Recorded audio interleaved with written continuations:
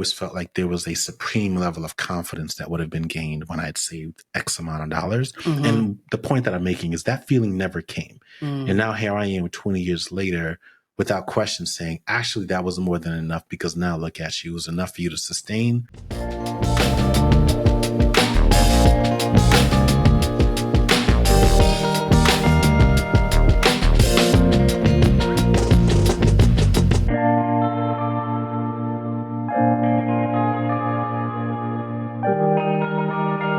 Welcome to the Rich and Regular podcast, where we explore life at the intersection of money. I'm Julien. And I'm Kiersten. And today we're talking about underrated or overlooked financial milestones. All right. But before we dive in, I want to shout out Rose for You 111. Nice.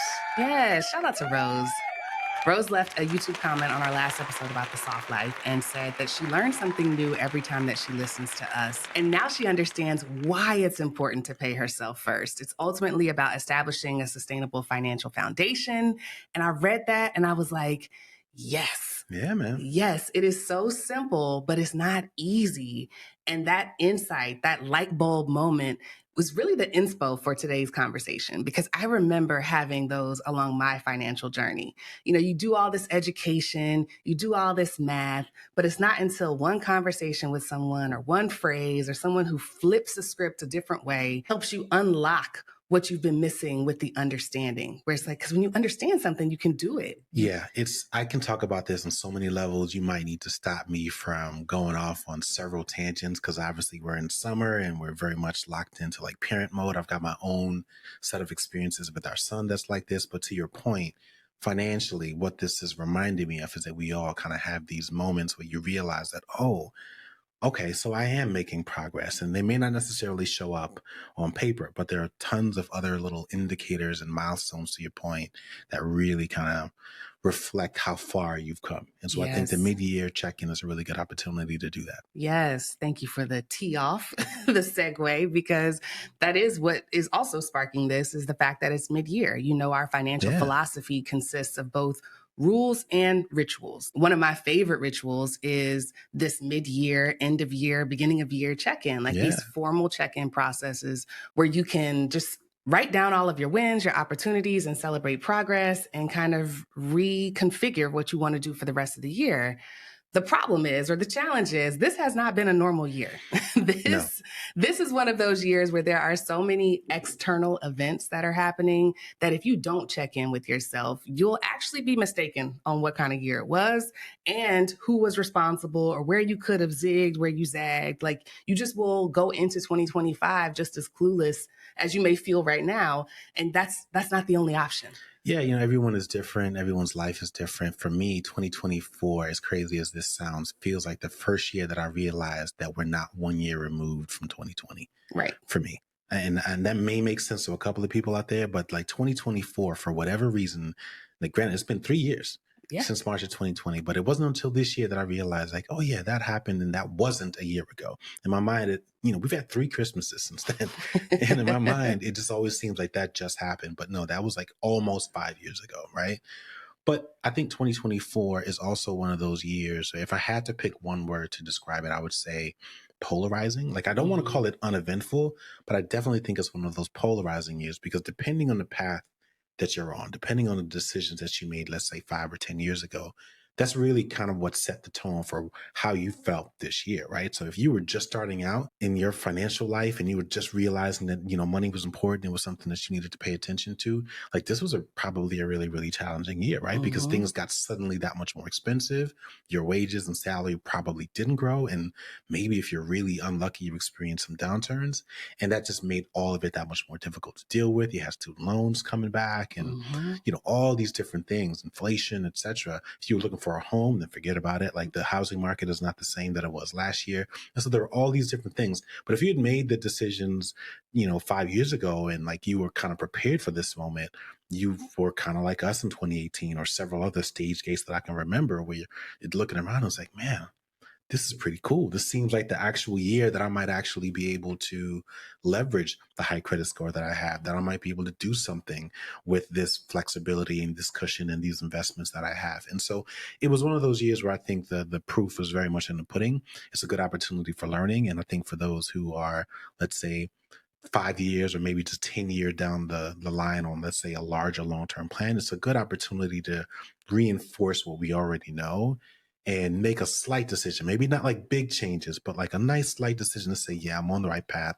Let's keep this thing going for a couple more years. Yeah, I think the beauty of a mid-year review is that it does reveal what you already know, but it also makes clear what we don't know. There are a lot of people who thought they were making the right decisions 5 years ago. And even in some of our cases, there are places where I would have made a different decision 5 years ago if I knew what would be happening right now. And so these check-in points allow you to kind of look backwards, but not get stuck in the past, but also move forward, but not get so fixated on the forward goal that you lose track of all the things you have to do to get there, all the progress that can be made with the little steps along the way. Yeah. And that's really what this is about. We get so caught up in these big picture goals, these long-term goals, that we forget to celebrate the wins and the learnings and the lessons, and in some cases, the failures along the way. And that can really lead to burnout and disappointment. It's really important to feel good about your progress and not just stress over what's left to do on the list. Yeah. Because there's always something left to do. Yeah. You know what I mean? Like, yeah. Yeah, I will. I'm going to probably tell a bunch of different stories. This is the one of probably 3 or 4, but I think it helps to really capture like how I feel in this moment. So I just finished wrapping up coaching for spring Little League. Our son was playing baseball, had a great season, and I was the assistant coach, and all the families came together and got me a gift card. And you know, my thoughts on gift cards aside, this one was fine because it was like an Amazon card or something like that. Or I think it was like a regular card and I used it to get an Amazon card. Long story short, I used it to buy a camera bag. And I'll tell you why that meant something to me. Like I could have bought the camera bag like years ago, right? But I made the decision to wait because I knew that I felt like I was becoming a gearhead. All of that to say, I bought this bag and the way that it looks, it brought back this flood of emotions because it reminded me of when, I think it was like when I was in maybe my 20s or something, and all I wanted was a corporate job. Like that for me, it was just a 9 to 5, all my problems would go away. And then I got the corporate job, and then I realized that people were flying and traveling on business. And I was like, that just completely blew my mind. They pay for it? I couldn't imagine. You know, someone told me, he was like, yeah, you just, everything like from door to door. That's how you do it. Like from the moment I leave my door to the moment I come back, I just swipe the card. And I was like, wow, that's amazing. So I'm adding up all these multiples in my head. Like no matter how much you make, you can add this premium because the rest of it is going on the company. And then I remember when I was traveling on business 40-50% of the year right after we met. And I was like, oh my God, this is terrible. I don't want to do this anymore. And I would see people while I was traveling on business that I could tell that they were entrepreneurs and they would have these kinds of bags and just like, this is a different style. You can tell somebody that works for themselves versus the person that has the corporate branded book bag and they like respectfully are a mule. Like they come up with these words to describe these people, road warriors, you're a mule, like you are smuggling whatever this company is selling. And IP, like whatever it is, contracts, agreements, whatever. But here I am, like in that moment, I remember thinking about that and I was like, man, I can't. One day I'm just gonna be traveling on business on my own. I'm gonna, it's not a big thing. And now here we are doing the exact same thing.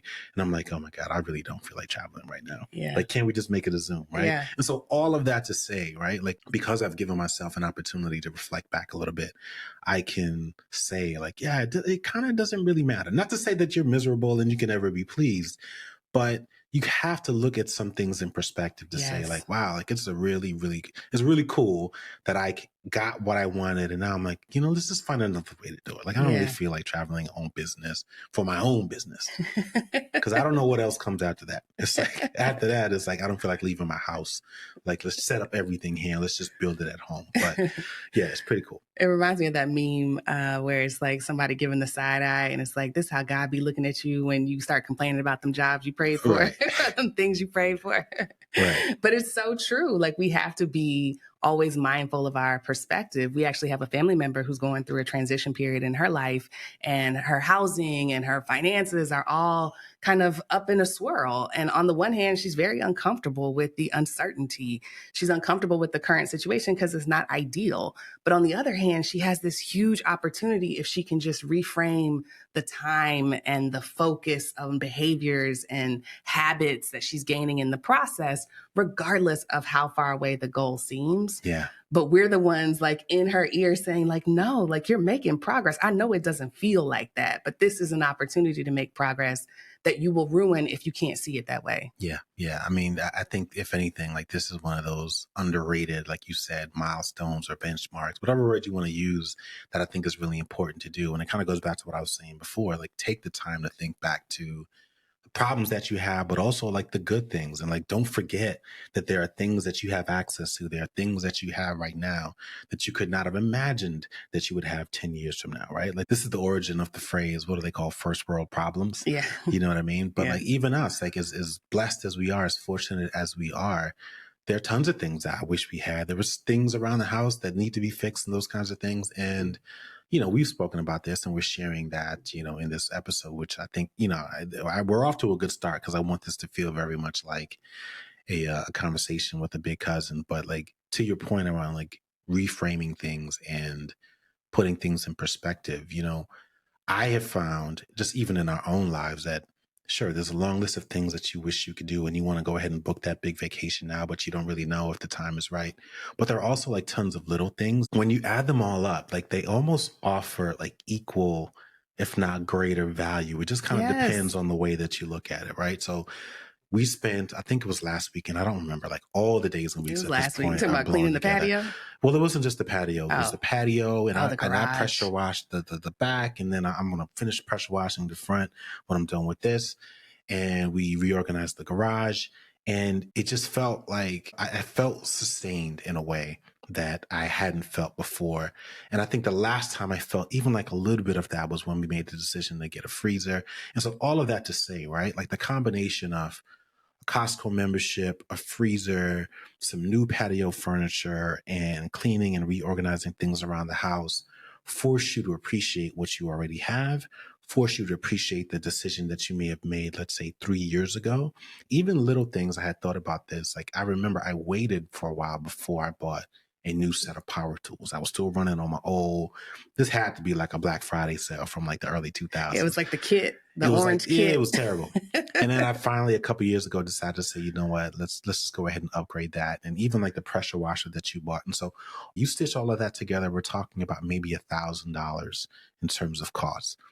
But the compounding value that does, what that does is it creates ease throughout this summer and next summer and probably the foreseeable future. It creates an opportunity to create memories on a patio with family in a way that you really, really wanted to, which is also more affordable versus going out to eat, and so on and so on. So yeah, you could add all of that time and that money up and then say, yeah, but you could have taken a really, really nice vacation.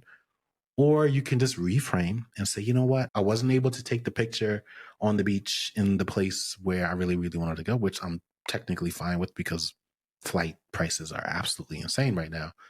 But I'm okay with that because like this is what I gained in the process. So yeah, that's kind of where I am right now. And I think that's what I would encourage a lot of other listeners and viewers to do is to, it's very easy to ignore or overlook rather the little things, the tiny bits of progress, the things that you just sort of flicked off because you're constantly comparing it to this larger grandiose goal that you might not ever achieve, but like you just as a result overlook and sort of lose appreciation for the progress that you've already made. Yes. Yes. We have this bad habit when it comes to financial goals. And I would assume other goals too, but any of the goals that are tied to some emotion, we have this bad habit of talking about things as an endpoint, whether we're talking about retirement or we're talking about a portfolio value. We're only talking about like a endpoint as if life just stops after that or the goal just stops after that. But your relationship with money is a lifelong one. And we can't talk about financial psychology without talking about the things that motivate us to care and keep going. It's both a journey of resilience and stamina, your ability to bounce back and your ability to keep going. Yeah. And so celebrating incremental progress is huge for motivation and momentum. As adults, we just always feel like we have to hit this big goal before we can reward ourselves. But children are masterful at modeling the little moments. Like because they ain't got no money. Yeah. So they're like, I don't know what you're talking about. They truly do not care if it's small to you. It's big to them. All the data, look at me. Mama, look at this. Mama. The other day, Bo was making you a birthday card and he was thinking about what he wanted to put on it. And he was trying to think like, what do you like? What does dada like? And he decided Nike. So he was going to make you a Nike card, but he was nervous about drawing the swoosh. He was like, man, the swoosh is always the hardest part. And so he did the little, the little, the little swoopy part. And he was like, nailed it. Got a perfect swoosh on the first try. He was so excited. Now, when you looked at that swoosh, like it was not perfect this was not to the you. best. This was not the greatest card. I've seen better cards. But it was huge to him, and he wanted to celebrate it. Like he was very excited about that swoosh. Oh yeah, he was telling me about it from the day before. Like, oh, you just wait. He was like, oh, you just wait. Tomorrow, I'm not gonna tell you, but tomorrow, you know what tomorrow is. I got something for you. I got something for you. I looked at it, I didn't know what it was. Yeah, you were like, what is that? The number 11. A check mark. I was like, oh, is that my jersey number? I didn't know it was. That's a 4. I was like, oh. He worked hard on them 4s too. That was a 1. That was 11. The point is, like, imagine having that much excitement about, your ability to save 30% on something because you paid in cash, or to switch from a monthly payment to an annual one that saves you 40% because you're paying it in one lump sum and you're able to. Like, we don't get excited about those milestones. We feel owed. We feel entitled to them versus like something that we worked to be able to do and should be excited about. Yeah. Our son, to his credit, right? So what was it? Word Whiz? Yeah. Which I was like, of course, he, in the first grade wins the Word Whiz Award, which I take full credit for because I've been trying to get him to learn rhyming words forever. And I was like, well, look at that. It's finally paying off. And he came up with the term Zero-naire the other day. I was like, because he wasn't a billionaire. I was like, he wasn't a thousandaire. I was like, no, I mean, that's what it means. Like, you've been paying off debt. You broke even, right? Yeah. In business, it's broke even. You are at zero. And to his point, I feel like I've said this before, like that feeling is actually really, really great. My mother had that experience when she finally sold her home a few years ago, and she said it was the happiest day of her life. We know people after they pay off the debt, Dave Ramsey, folks who do the debt-free screen, like, I'm telling you, like, for people who are still trying to get there and they're overlooking that benchmark, that I think is probably going to be more memorable to you than any other financial milestone. Not the first 10,000, 100,000, million, it doesn't matter. Like, those things are going to be so fleeting because you had to work to get to that zero. You have to work to get to the first 10,000, 100,000 and so on. But the market does a lot of lifting. Yeah. There are not many headwinds. You have to carry yourself up to zero. Yes, you kind of get lifted after that. That's you know what I mean? You get headwinds or tailwinds, that push you a little bit along the way. But I think you will find that you'll be a little bit more proud of that. And so all of that to say, if there's anybody out there that's still kind of beating themselves about that or feel like they are behind, like, yes, in some perspective financially, sure, you are behind. But in terms of how it's going to feel, like if you feel like you want to overlook that feeling, I'm telling you, you probably shouldn't. And you really, really need to celebrate that particular mark. And even if we're not talking about net worth, for a lot of people, it could be making that progress. Like maybe this year wasn't the year that you were able to close on the home because the prices were completely out of whack. But if you were able to save a couple extra $1,000 and improve your credit score like 100 points, I guarantee you, if you find that home, that next year you are likely going to look back and say, I'm actually really, really glad this worked out the way that it did because I was able to negotiate a better mortgage rate. And as a result, we got the home that we wanted and it's that much more affordable, which just brings a level of comfort and ease to your life over the long run. I'll throw another one out there. Shout out to the business owners. And I am low key revealing a little bit here. For me, it was a matter of just like filing our taxes on time. Like before being a business owner, and I was getting my taxes done, doing it simple, bam, bam, TurboTax submitted, and I was done. And I was like ready for the next thing.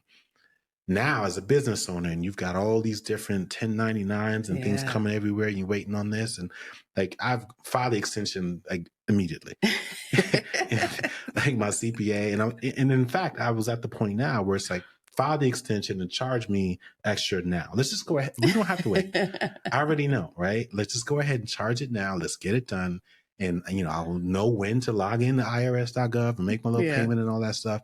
But yeah, it's like if you filed early or earlier than the year before, and that's a win for you, like that's a major win because that could save you thousands of dollars. And so little things like that, like don't overlook the little things and the long-term kind of benefits or compounding benefits that they can provide you over time. Yes. I love Zero-naire. Like that really should be a thing. I think when he said it, we were like, that's gotta be a thing. you good for buying a URL. I You know probably got it about was not 50, 11 available, URLs. but Yeah. I didn't see nothing on the site. It's a t-shirt at least. Zero-naire. It should be celebrated as loudly as we celebrate millionaires, because it's not easy to come out of the red and into the black. Yeah. But let's move on, because we could go back and forth all day. I do feel like there are kind of three categories to financial milestones. There's saving, spending, and investing.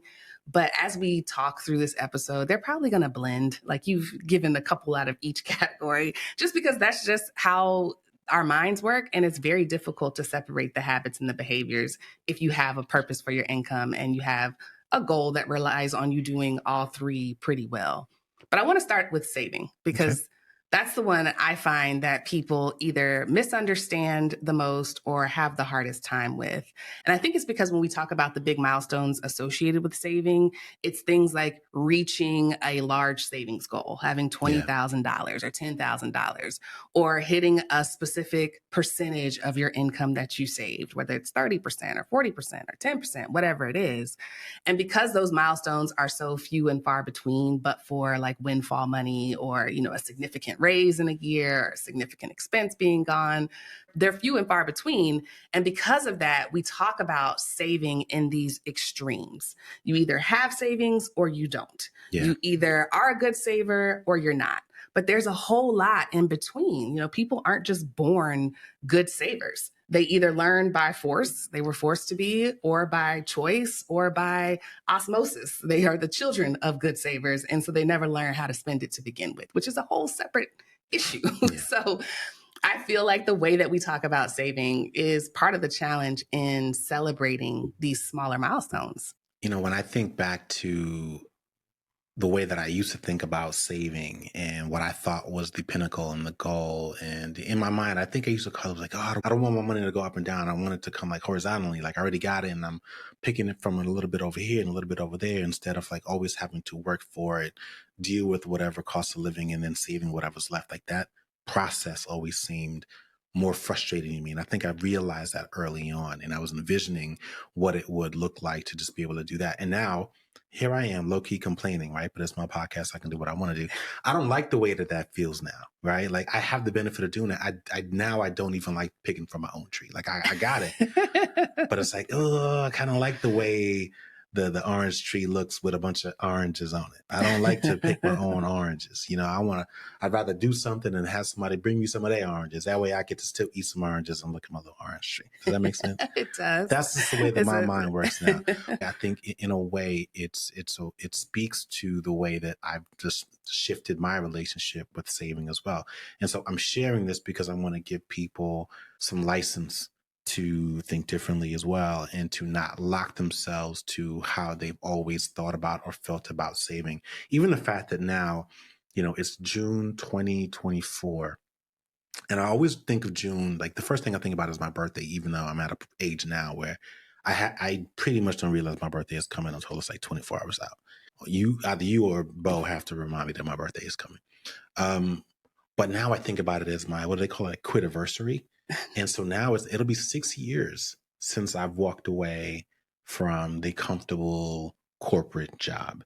And, I've been talking about all these different stage gates, right? So like, this is another kind of stage gate here. And when you think about the percentage of, I think I looked it up, the percentage of small business owners, it's 20% of new businesses fail within the first 2 years, 45% within the first 5 years, and 65% within 10 years. And so the fact that we've been able to, I don't even say survive, but like make it this far and make as much progress and see as much growth as we have is truly remarkable. And it's very much a testament in some cases of some of the decisions that we made, or at least I made prior to meeting you in 2000, right? Like, I had the benefit and the comfort of certain things in 2010 based on things that I did in 2000. I'm now benefiting from decisions that I made in the 2010s, in the mid 2020s, and so on and so on. And so at each point, I'm confident, whether it was 2010s or early 2000s, I still always felt like, man, I didn't save enough. I didn't have, you know what I mean?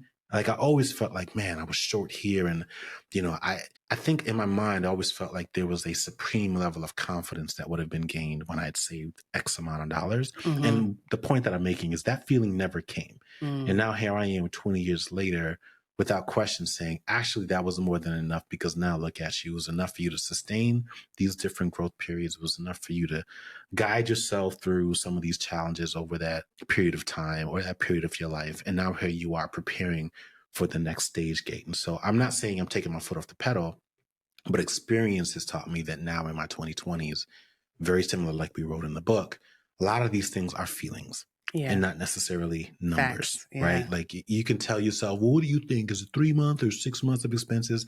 I'm telling you that depending on the day, depending on what's happening in your life, neither one of them may feel like it's enough. Right. You won't really know probably for another decade from now. Right. You know what I mean? And I'm 2 decades in realizing that.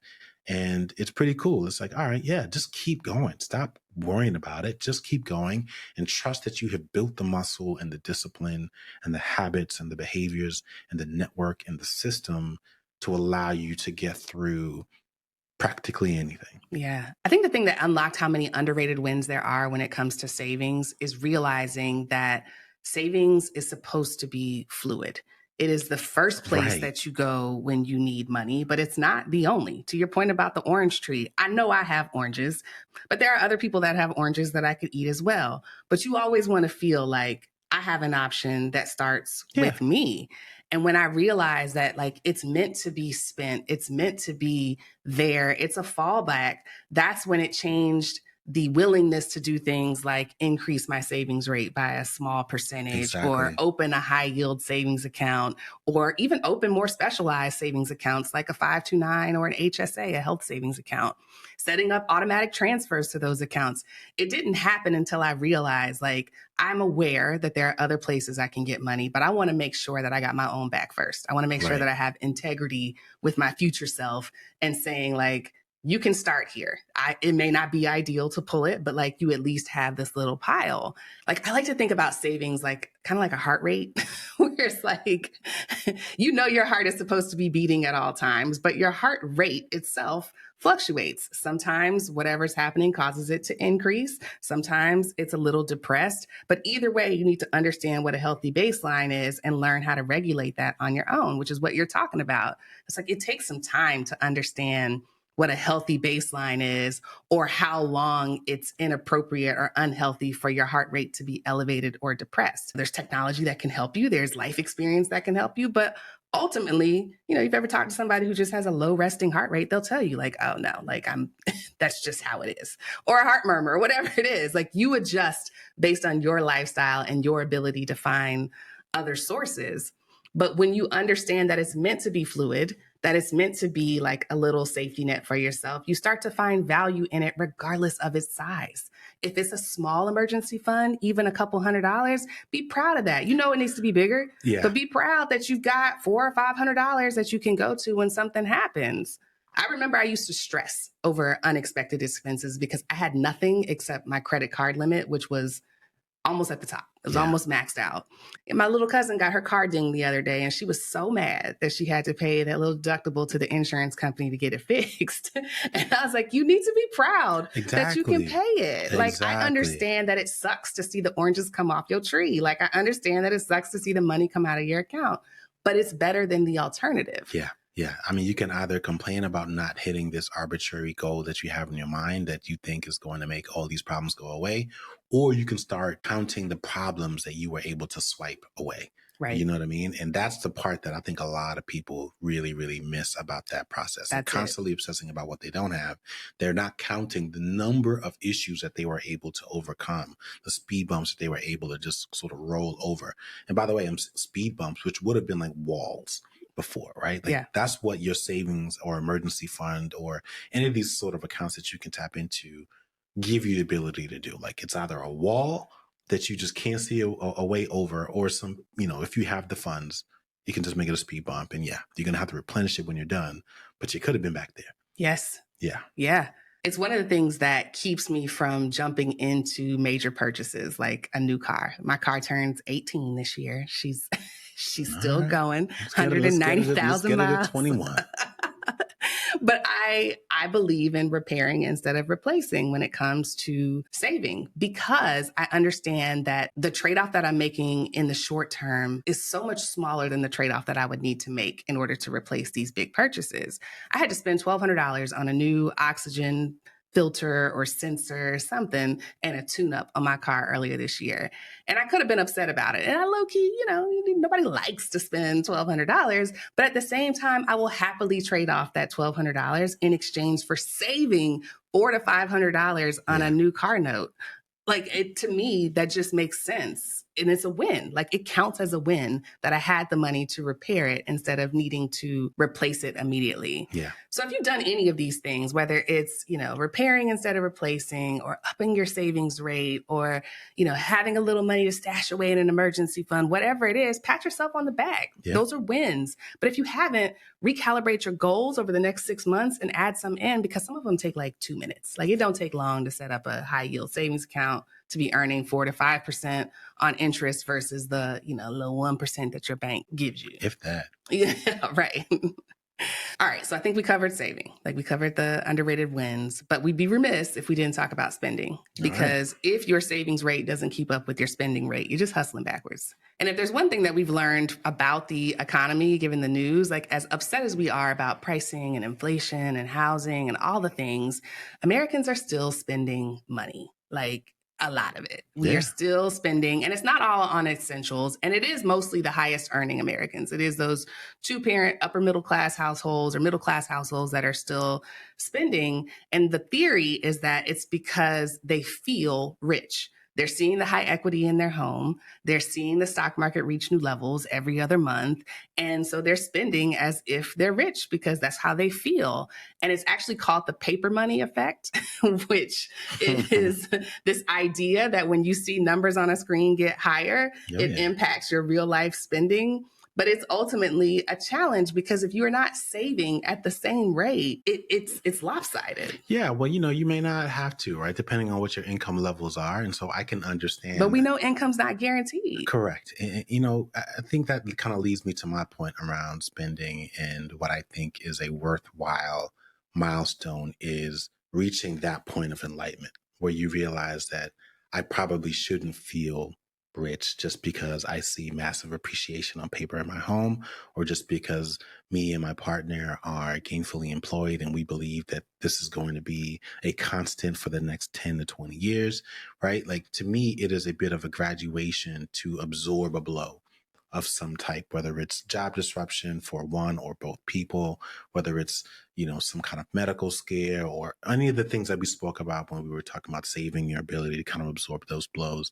But I think there's also an even softer milestone that I think is just as impactful, which is the point where you realize that you don't need some fancy thing anymore, right? You're not, that part. You've not bought into this thing as a constant, right? There are constants in your life, but you realize you've kind of been there and done that, and you're okay with a more affordable option. That to me is such an important part of this experience and this journey for a variety of reasons. If nothing else, it just helps you understand contentment and the difference between contentment and happiness, right? That, I think, there's so much comfort that comes from that feeling, at least for me. And I think, again, as we are acting as big brother, big cousin, big sister to a lot of people there, it's I want to give you as much license and permission to say, you know what, I'm okay. And you're not making a trade down. You're simply just making a different set of decisions, right? We're not going to keep reflecting on when we used to do other things. We were talking about luxury the other day. And part of this is because, we spent so much time working in the hospitality industry, and we've experienced our fair share of luxurious experiences. And when I look back, while I appreciated a lot of those luxurious experiences, all of them were without question not worth it. And anyone that tells you otherwise, I think is either just a truly unique person and just has a different set of stimuli in them or something. I don't understand it, but in most cases, it's not worth it. It's a brief high, and it's followed by all right, well, that was cool. You checked that box, and it is what it is. It's gone. You don't remember those things. You know what I mean? They weren't always formative experiences, but in your mind at the time, that was the only thing you could think about. I think you did that panel the other day. We didn't talk about this in the last episode, but I remember the other young lady, I think it was Ronnie, I said something about like how she regretted buying all these bags and all these different things. Like, you know, I've never been that person, but I've had my version of that, right? Where I just really, really loved experiences and I was willing to pay a premium for them. And some of them have just been okay. Yeah. You know what I mean? And so I'm here. You know, I doubt that you're ever going to be able, that I'm ever going to be able to convince someone to not do it. Because I do think you should do it at least once. Right. Do it at least once, get it out of your system, check the box, and then realize I'm cool. I don't ever have to do that again. And I think that list of things that I don't ever have to do again is such an important part of this experience. And I think as you start thinking about spending and what you're not going to do going forward, when you realize that, wow, I checked that box and I don't ever have to pay an extra couple $1,000s again on a summer vacation because I've already been there and done that. And I already know, like, I'm gonna let y'all have fun. Oh, you did it. That's great. Congratulations. Like, if you do it again, congratulations too. But for me, I know I've been there, I've done that. It doesn't really matter. I don't have to do it again. Yeah. The shift for me was similar. It was when I started calling things what they were. Because when you're making your budget, the categories are so broad. It's food, transportation, travel. I had to make a shift to say, like, it's not just food. Some of this is payroll. Some of this is me paying for someone to not only make the food, but to bring it to my table or to drive it to my house. And there's a premium associated with that. It really required like a forensic search of my budget. It's not just personal care. It's going to the hair salon and paying for someone to wash my hair, straighten it, trim it, braid it up, whatever. Like, that's payroll. Like, there is a level of personal care. You need to buy soap. You need to buy, you know, the toilet paper. You need to keep up with all of the hygiene things in your home. But there's also a level of service that you're paying for. And I think when you can separate the things that are associated with service or high-end amenities, like at a hotel, where it's like part of that rate is paying for the big marble grand lobby. If you're okay with including that in your budget and not just calling it travel or just calling it food, then it helps you understand where you can pull back a little bit, like we talked about on last week's episode, and recognize that there are levels. You can still travel, but you don't have to travel somewhere where you have a concierge who's there to meet your every need 24/7. Like, there's other versions of it. The other shift that happened for me is when I started recognizing the value of sweat equity, which is a term that I originally learned, I think from like HGTV or like DIY real estate. Yeah, that's where it's typically, you know, your ability to bang through walls and do it yourself, save a couple $100 or $1,000, and that being the thing that's the difference between, you know, you making this flip profitable or not. And it matters. And it matters. I used to think it was just associated with flips, but it is also applies to my regular life. Like, the other day I spent 3 phone calls worth of time trying to get Bo's prescriptions to mail order because I save $80 and I get them in bulk. Like, that is sweat equity. The fact that we were cleaning our patio with the pressure washer for hours trying to get all of the grime off instead of buying new cushions or having someone come in and do it. That's sweat equity. Your ability to replace an expensive habit like eating out with a cheaper one, like cooking at home, that's a win. It requires some sweat equity, but there's value in that because you can trade it for actual financial returns. Even something like having a no spend day or a no spend week, joining a buy nothing group. There's a lot of stuff that comes along with it. You got to get creative. You might have to find some old habits or clean out some things, but like, that sweat equity converts into real financial wins. And the other thing I've done is just started really taking value in buying secondhand. Like, we did a podcast episode on it probably, I don't know, maybe 6 months ago. I'll have to look it up. But it really impacted me. It really impacted me doing the due diligence. And I'll tell you what, one of the biggest benefits to all of the flux in the housing market is that there's so much stuff that people are just willing to give away if you can come get it. Like, Facebook Marketplace is probably the best thing on Facebook. No shade to the Meta employees that may be watching this, but it is the best part about Facebook because every single day I can look on there and there's someone who is either downsizing, moving apartments to another city, and they've already got housing. They just need somebody to come get it. You can have it all if you have a truck. There's a staging company. There was a photo shoot, and now they've got all these shelves and storage available. There's a hair salon that closed, and so now they've got, different displays available. And it's all there. Either it's free or it's super affordable, but you have to be willing to go get it. Listen, I gave a grill away the other day, right? Because I wanted to go ahead and clean the back patio, and somebody gave us the grill. And to Kiersten's credit, I was like, well, let's hold on. But no, I think I'm going to do a cookout and it's going to come in handy. And I realized that, one, I don't really love the grill, but it's just taking up space. And I realized that there was somebody out there who actually would really love this grill. Like, I love the grill that I have. That's the one that I use upstairs. The grill downstairs, I just never really quite got around to doing it. Literally brand new. I cooked one thing on it.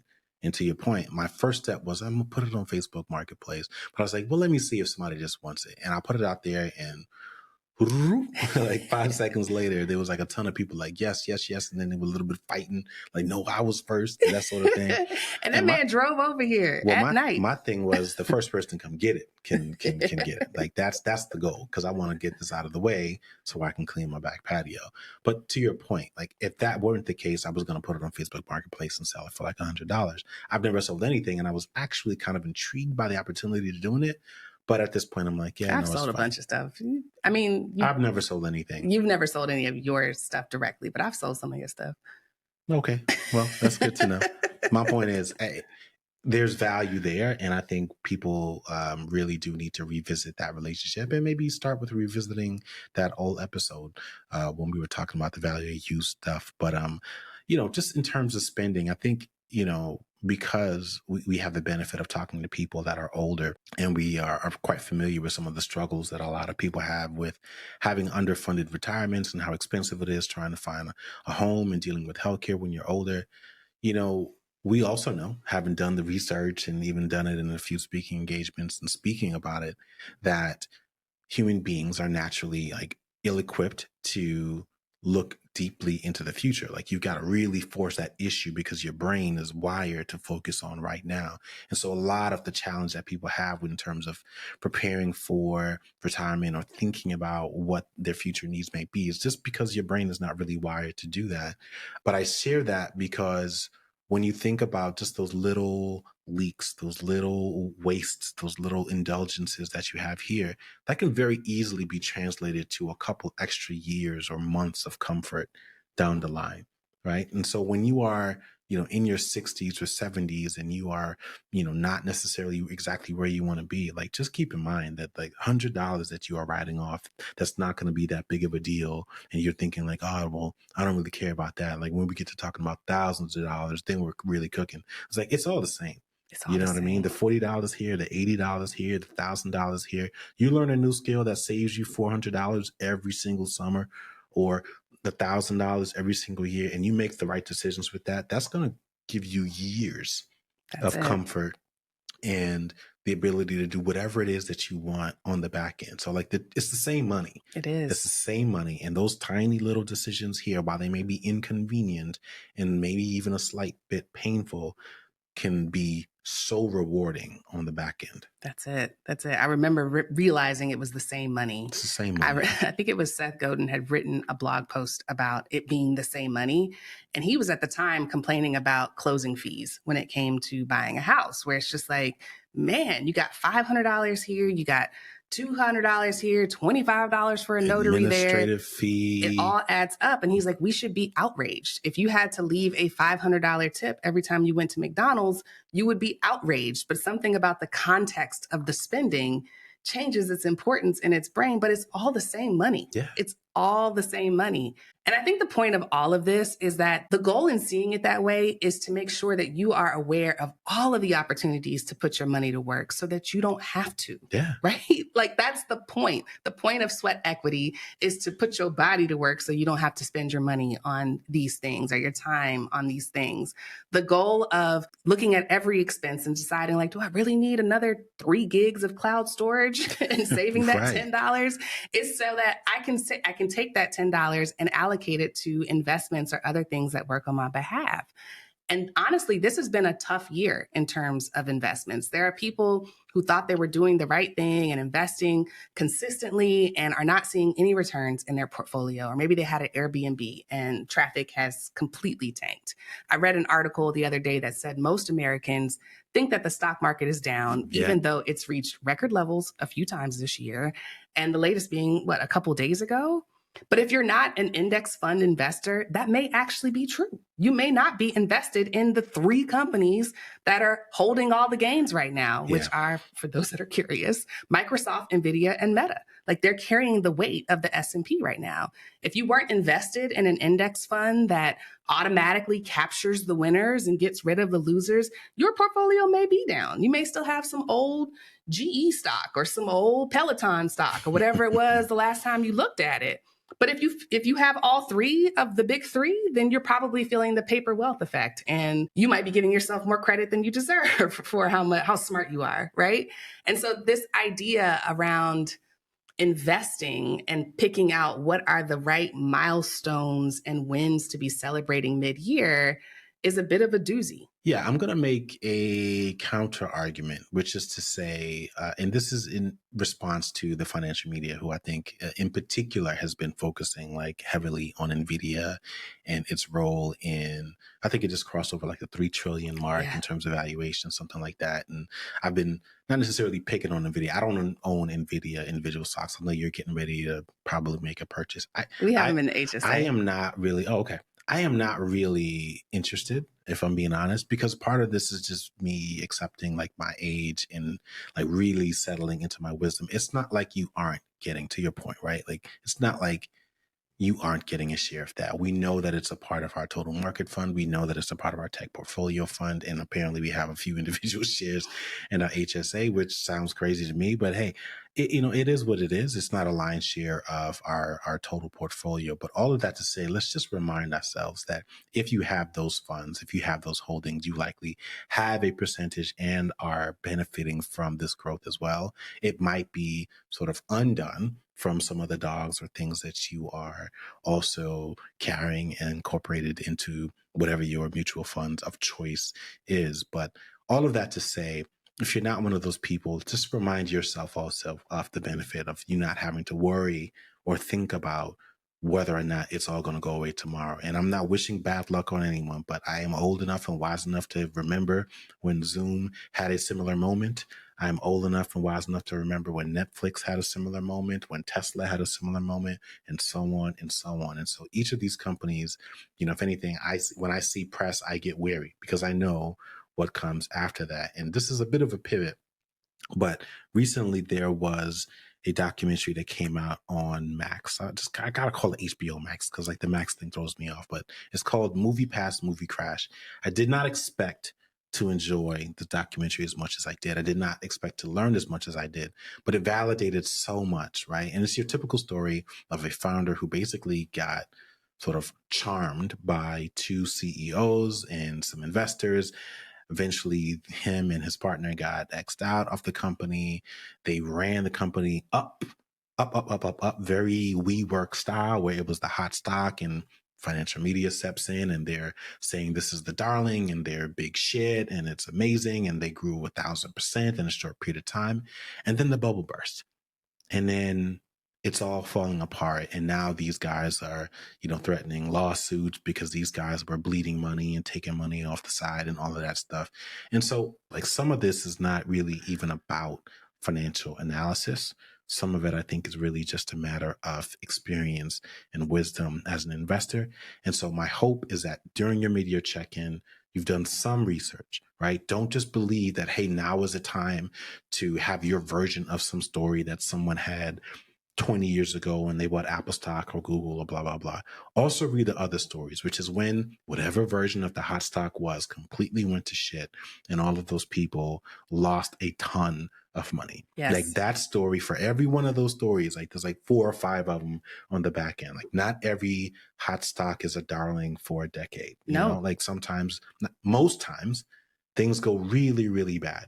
And so let it go. Like learn to, like, I hope that this is the year that you learn to really ignore the hype to really just settle in comfortable and just hit cruise control and take all of that energy, all that thought work and start putting it towards things that you can actually control. Like what? Like your time, like your health, like any business ideas that you have, like, you know, your spirituality, whatever it is, like things where you actually have a bit more control over the outcome. And even from an investing perspective, like just your saving and investing rate, like the percentage of my paycheck or my income that I devote to continuing to invest on a regular basis, you control that much. You control how much you pay for your investments. You control how you analyze those investments, what platform you use, etc. And we talk about all of that stuff in our investing class. Great plug, Making Money Grow, for anybody that may be interested in that.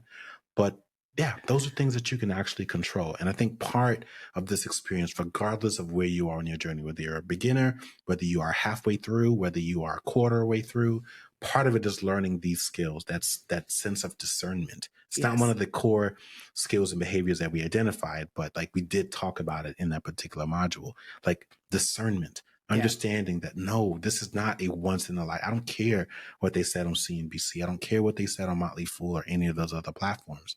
It's all happened before. There have been plenty of roller coaster stocks, right? So but if you don't know the research, all you see on social media or on the news is that, oh my God, I'm missing out on something. And all of a sudden you're willing to take on wildly unnecessary risk. Yes. To try to make up for decades of lost time because you know a friend who got a new whatever the hell because they bought NVIDIA when it was insert lower number here.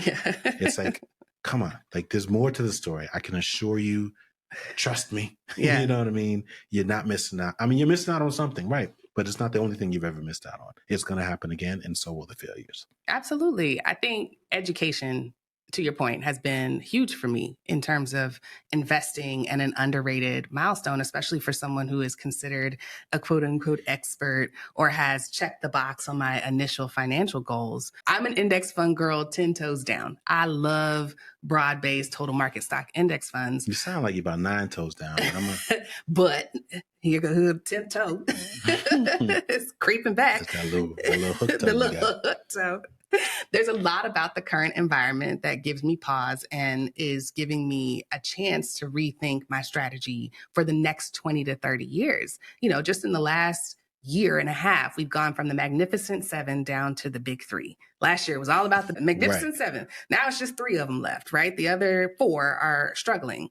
We've got these campus uprisings from young people who are demanding that their universities divest from companies that are associated with funding the conflict. You're going to see a lot more of that, I think, in the coming years, for sure. We finally got our government coming out with the antitrust lawsuits that are saying, like, some of these companies are too big. They have too much political power. They have too much power over the consumer. Like, there's no competition, which means the prices are always going to be unattainable for the everyday consumer. Yeah. You got Roaring Kitty, who is about to become a freaking billionaire based off of a meme stock and a stupid Reddit like forum. Like, these are all things that are happening. And it's not to say that I'm worried or chasing the hype, but I don't know that I should completely ignore it either. And so I really started doing some due diligence and thinking about the diversification in our portfolio and where we can be more concentrated versus more broad, like, because I don't want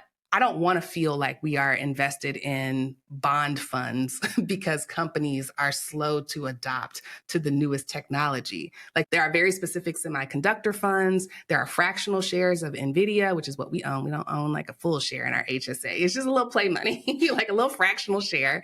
But like, it's growing at a rate that doesn't feel like it's going to cost us anything. There's no risk there. And these are things that I have done after I've established my primary investment plan. I also joined this group called Invest for Better. And I can't remember if I've talked about Invest for Better on the podcast. No. I talked about it in the newsletter. But Invest for Better is this community of women who are interested in values-aligned investing, which is the new way to say sustainable investing. And I'm in like this really cool one with all Black women, and it's led by 2 women, Vanessa and Charnay. And we meet every other week to talk about how you can invest in companies or areas that are actually solving problems, that are creating solutions versus the ones that are, you know, creating are causing problems or are contributing to an problems or unsustainable, invested in problems. Yeah, like are running their businesses in an unsustainable way. They're just laying off people to make the stock go up, knowing that like something's going to suffer and it's going to have to come back down. So it's not to say that like I'm completely divested from my traditional index funds, but this opportunity to learn from other women and other experts who are handling their investing in a different way has been really eye-opening for me. Vanessa, who's one of the leaders, retired at like 50 something. She's a fire girl like me. And she reached retirement and was looking at her portfolio, this big portfolio that now allows her to not have to work again, and saying, I want to now chase impact.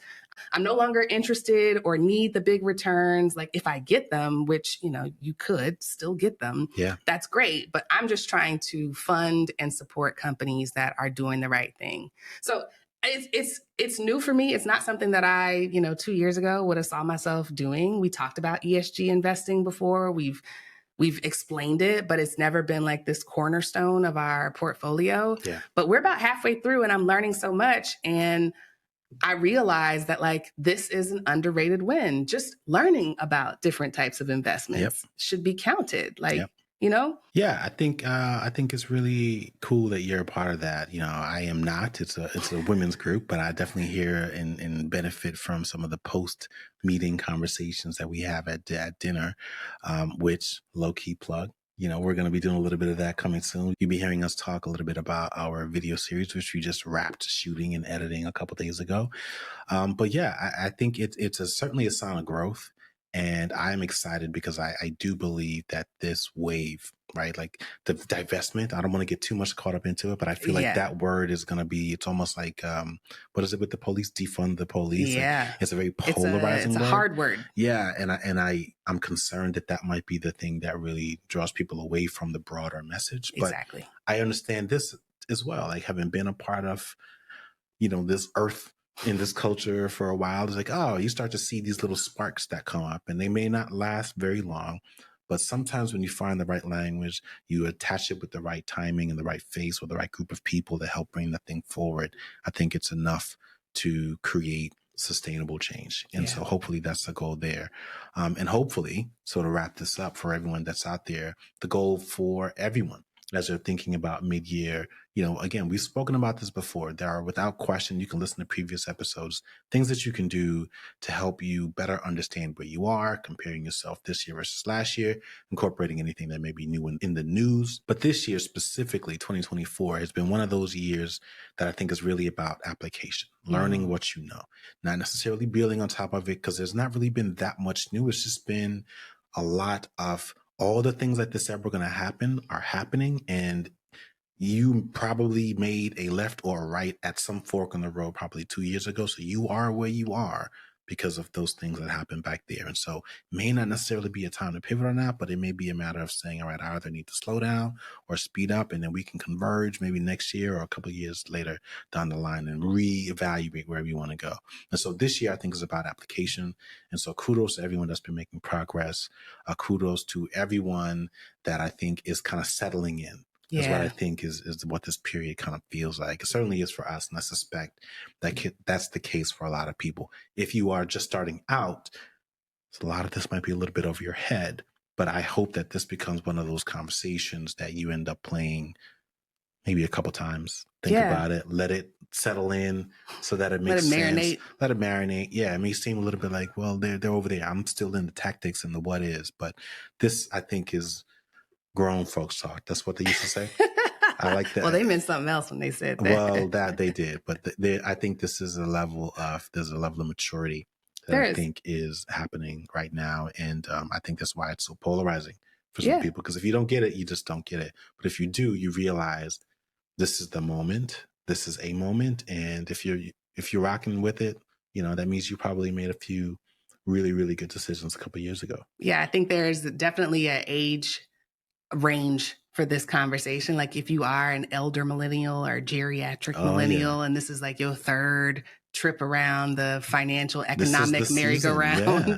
Like you recognize and can understand what we're saying. But if you're new or if you just started investing, or maybe this is your 6th time around the economic merry-go-round, you may not be as, moved to do anything, and you might just have a different perspective. Yeah. So I do want to start the conversation. Like, if there's a financial win that you might have had that may seem small to everybody else, but is big to you, leave a note in the comments. Like, you don't have to reveal the details. You don't have to say how much money. It could be learning a new financial skill, or getting a raise, starting a side hustle, making a conscious effort to stop impulse spending, deleting your credit card from being saved on Amazon, whatever it is. Mastered a recipe and that you can replicate several times a year. For me, it was also finding out that our community center has free open gyms, several times a month. And me and my son are just going to go there and spend a couple hours for free. You know what I mean? Like, for me, little things. Yeah. I finally got rid of my, 4.5, 5-inch heels,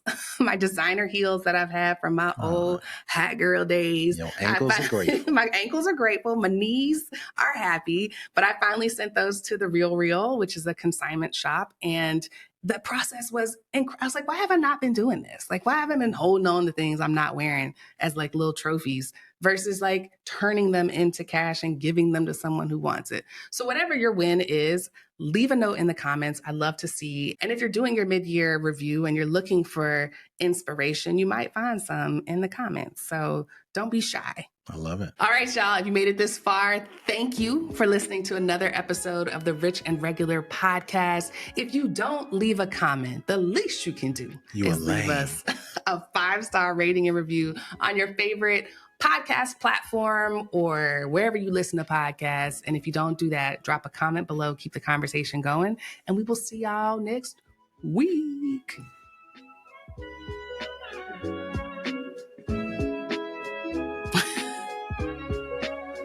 If you like videos like this and want to see more, make sure you click subscribe and turn on notifications.